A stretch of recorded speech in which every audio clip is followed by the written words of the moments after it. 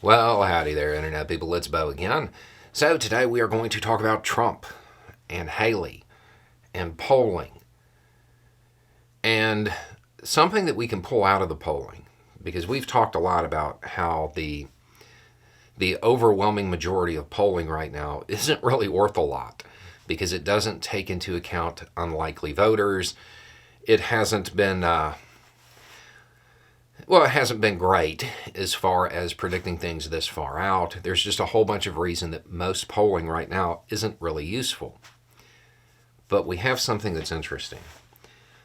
Okay, so when it comes to the caucus in Iowa, most of the polling, it's pretty similar. Trump has a big lead. Nikki Haley has about 20% of the vote. Okay, but there's an interesting poll that says that roughly half of Nikki Haley's voters would vote for Biden over Trump in the general election. And this is of likely caucus goers. So these are the most active people in the Republican Party. These are the most partisan. 10% of them won't vote for Trump. And that's the core group. That's the core of the Republican Party in Iowa. Roughly 20%, roughly half. So about 10% of them won't vote for him. Would vote for Biden over him. These are partisan people. They're people who are participating in the caucus. We have talked a lot about how in other races recently, you can't win a primary without Trump. You can't win a general with him. That might apply to Trump. Because if 10% of the most partisan people in Iowa, the most partisan Republicans, are like, I'm not voting for Trump no matter what. I'll vote for Biden over him. The odds are that among rank and file Republicans, those who aren't caucus goers, the number's probably even higher. Don't have anything to back that up, but even at 10%, even if this number holds nationwide,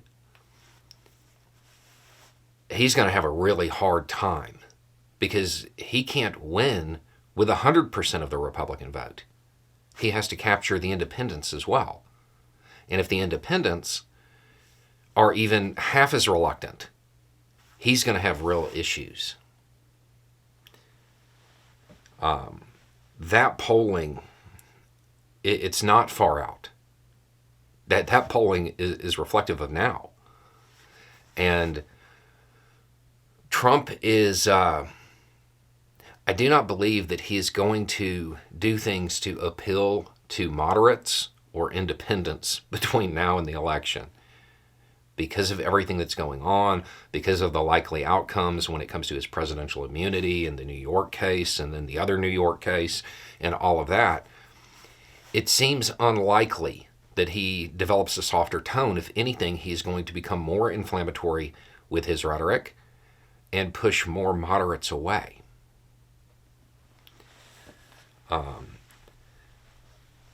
Trump stands a really good chance of winning the primary.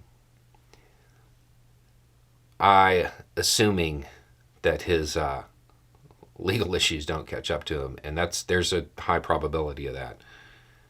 But I don't know how he'll fare in a general. I know we see what the polling says, but that polling, it doesn't have a good track record this far out.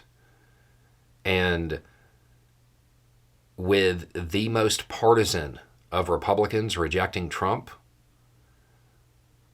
I don't know how he's going to overcome that when it comes to the general. Anyway, it's just a thought. Y'all have a good day.